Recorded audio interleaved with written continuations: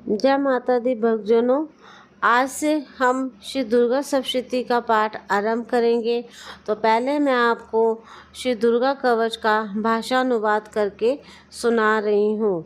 एक समय महर्षि मार्कंडेय ने श्री ब्रह्मा जी से पूछा कि हे पितामह, सकल ब्रह्मांड में परम गोपनीय और सर्व प्रकार संसारी जीवों की रक्षा करने वाला जो आज तक आपने किसी दूसरे के आगे प्रकट नहीं किया हो, सो सरल उपाय मुझे बताइए।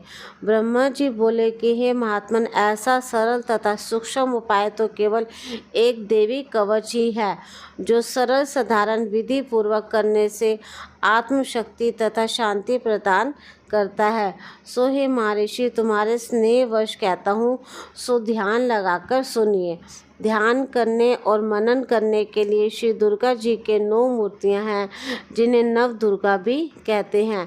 सो उनके पृथक पृथक नाम इस प्रकार है। प्रथम शैलपुत्री, दूसरा ब्रह्मचारिणी, तीसरा चंद्रघंटा, चौथा कुष्मांडा, पांचवा स्कंद माता और छठा नाम कात्यायनी जग प्रसिद्ध है।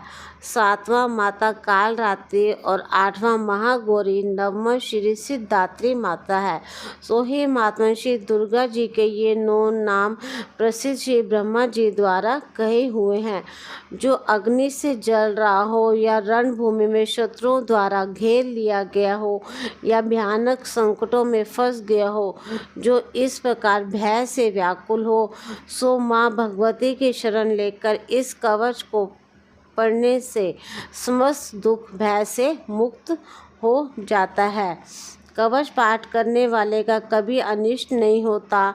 युद्ध काल में कभी कवच पाठ करने वाले पर कोई आपत्ति नहीं आती तथा उसे कोई शोक भय या दुख नहीं होता।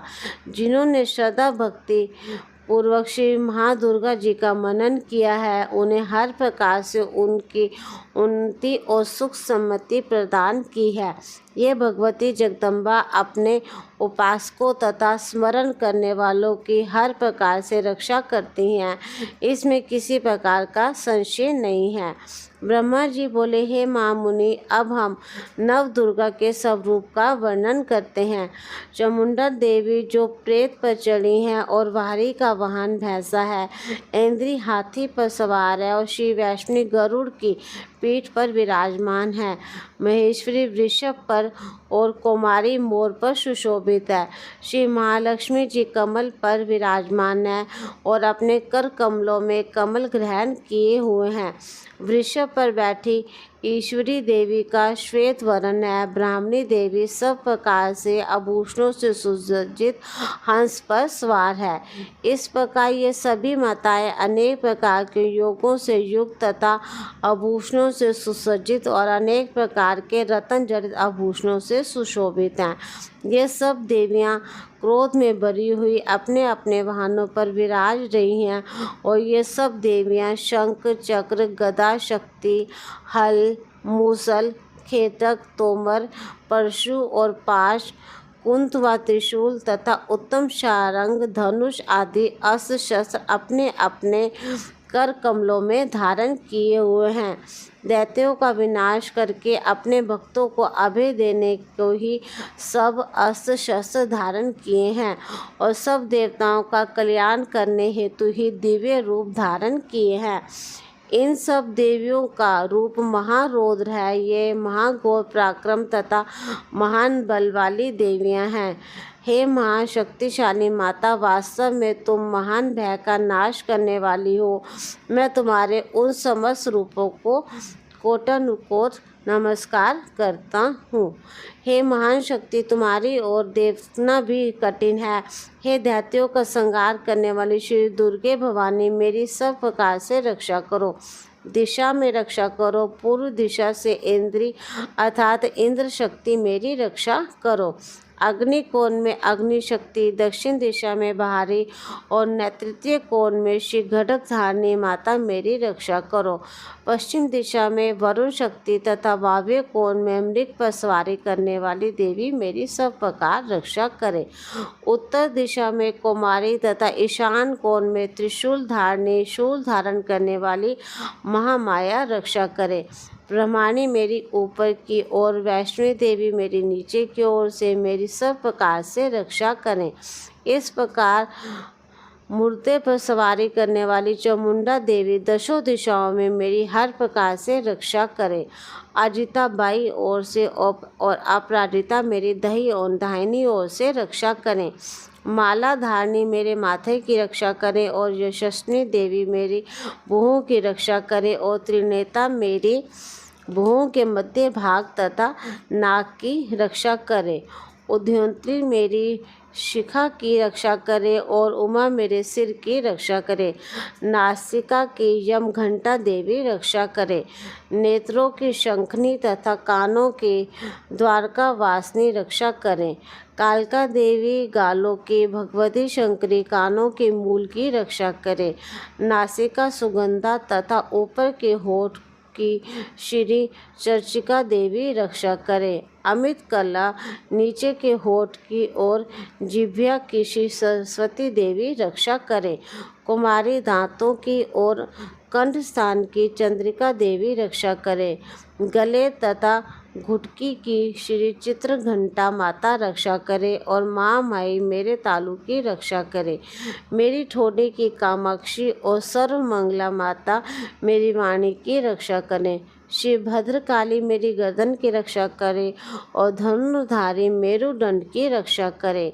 कंठ के बाहरी भाग की श्री नाल ग्रीवा माता और कंठ की नाली की माता नलकुबरी रक्षा करे। दोनों कंधों की और मेरी दोनों भुजाओं की व्रजधारणी रक्षा करे।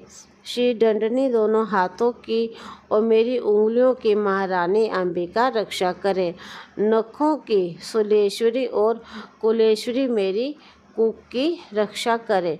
दोनों स्तनों की महादेवी और शोक विनाशिनी देवी मेरे मन की रक्षा करे।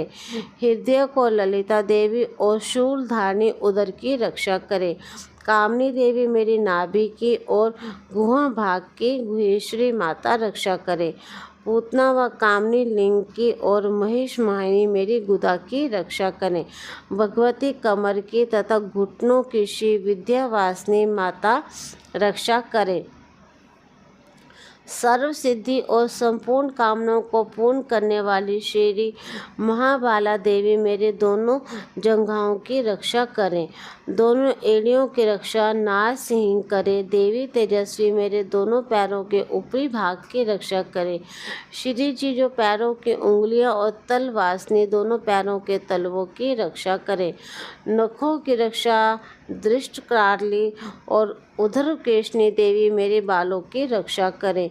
श्री कावेरी माता मेरे रोमावली के छिद्रों की तथा बागेश्वरी मेरी त्वचा की रक्षा करें।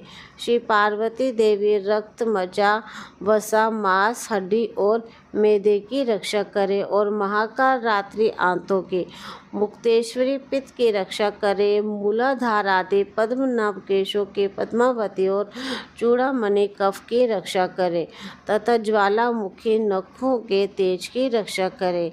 अभिज्ञा देवी समस्त शरीर के जोड़ों की रक्षा करे। माता ब्राह्मी मेरे वीर्य की रक्षा करें। छतेश्वरी छाया की और धमधानी माता मेरे अहंकार मन और बुद्धि की रक्षा करे। व्रजहस्ता मेरे प्राण अपान व्यान उदान समान इन पांचों वायुओं की रक्षा करके मुझे दीर्घायु बना दे। रस रूप गंध शब्द और स्पर्श इन सब विषयों का अनुभव करते समय योगिनी देवी मेरी रक्षा करे और नारायणी देवी सत्व गुण रजोगुण तमोगुण की रक्षा करे। बाहरी माता आयु की तथा वैष्णवी देवी धर्म की रक्षा करे। चक्रणी देवी यश कीर्ति की लक्ष्मी धन और विद्या की रक्षा करे। इंद्राणी मेरे गोत्र की रक्षा करे। हे माँ चंद्र के तुम मेरे पशुओं की रक्षा करो। महालक्ष्मी मेरी संतान की रक्षा करो। भैरवी देवी मेरी पत्नी की रक्षा करो। मेरे मार्ग की शुभता और दुर्गम मार्ग की रक्षा मेरी माता क्षेम करो करे। राज दरबार में महालक्ष्मी तथा सर्वत्र व्याप्त विजया देवी मेरी सब प्रकार से रक्षा करे। हे मातेश्वरी जी, स्थान भूले से भी नहीं कहा गया हो, अतः रक्षा से वंचित रह गया हो, वो सब तुम्हारे द्वारा सर्वरक्षित हो, क्योंकि तुम विजयशालिनी तथा पाप नाशनी हो। मनुष्यों को चाहिए कि बिना कवच के कहीं एक पग भी ना जाए, इसी में भला है। इसलिए कवच का पाठ करके ही यात्रा करें। नित्य कवच पाठ के द्वारा ही मनुष्य सब ओर से सुरक्षित रहता है। जहाँ भी कहीं जाएगा उसे वही अन्न धन लाभ होगा और समस्त कामनाओं को सिद्धि वाली विजय की प्राप्ति होती है। वह जिस जिस वस्तु की इच्छा करता है वह अभिष्ट वस्तु उसे निश्चय ही प्राप्त हो जाती है। वह मनुष्य इस भूलोक में अतुल्य परम ऐश्वर्य को प्राप्त करता है। इस कवच के द्वारा जो पुरुष सर्वरक्षित होता है वह हर प्रकार से निर्भय हो जाता है। उसे कोई संग्राम में पराजित नहीं कर सकता और वह तीनों लोकों में पूजनीय हो जाता है। श्री महादुर्गे का यह कवच देवताओं को भी दुर्लभ होता है। जो प्राणी प्रतिदिन विधि विधान से यत्न पूर्वक प्रातःकाल, दोपहर तथा सायंकाल को श्रद्धा के साथ कवच का पाठ करता है उसे देवी शक्ति और देवी सम्मति प्राप्त होती है तथा वह पुरुष कहीं भी पराजित नहीं होता है। वह अकाल मृत्यु से रहित 100 वर्षों से भी अधिक जीता है। उसका शरीर समस्त रोगों से बच जाता है, अर्थात कवच पाठ से लूता तथा फोड़े फुंसी समस्त रोग नष्ट हो जाते हैं। सतावर्त, जंगम, कृत्रिम ये सभी प्रकार के विष दूर हो जाते हैं। इस पृथ्वी पर मोहन, मारण इत्यादि अभिचारक प्रयोग होते हैं और इस प्रकार के जितने भी यंत्र मंत्र हैं वे सब इस कवचधारी मनुष्य के आगे नष्ट हो जाते हैं। पृथ्वी पर विचरने वाले आकाशचारी, जल से प्रकट होने वाले, उपदेश मात्र से ही होने वाले भूत प्रेत आदि, जन्म के साथ प्रकट होने वाले देवता, कुल देवता, कंठमाला आदि डांकनी, अंतरिक्ष में विचरने वाले अत्यंत बलवती भयानक चुड़ैलें, ग्रह, भूत, पिशाच, यक्ष, गांधर्व राक्षस, ब्रह्म राक्षस, बेताल, कुष्मांड तथा भैरव आदि अनिष्ट करने वाले देवता भी कवचधारी मनुष्य को देखते ही भाग जाते हैं। कवचधारी पुरुष को राज्य दरबार में सम्मान और उन्नति की प्राप्ति होती है। यह कवच मनुष्य के तेज को बढ़ाता है और अति उत्तम है। इस कवच का पाठ करने वालों की इस धरातल पर यश कीर्ति सब जगह फैल जाती है। प्रथम इस कवच का पाठ करके पश्चात दुर्गा सप्तशती का पाठ आरंभ करना चाहिए। इस प्रकार पाठ करने वाले पृथ्वी तथा आकाश तथा वन पर्वतों के समान स्थिर होते हैं और उनके पुत्र पौत्र संतान आदि बनी रहती हैं। देहांत होने पर भगवती महामाया की कृपा से वह पुरुष परम पद को प्राप्त होता है जो कि देवताओं को भी दुर्लभ है। वह सुंदर दिव्य रूप धारण करके करुणामय भगवान शंकर के चरणों में लीन होकर परम पद को प्राप्त हो जाता है। जय माता दी भक्तजनों।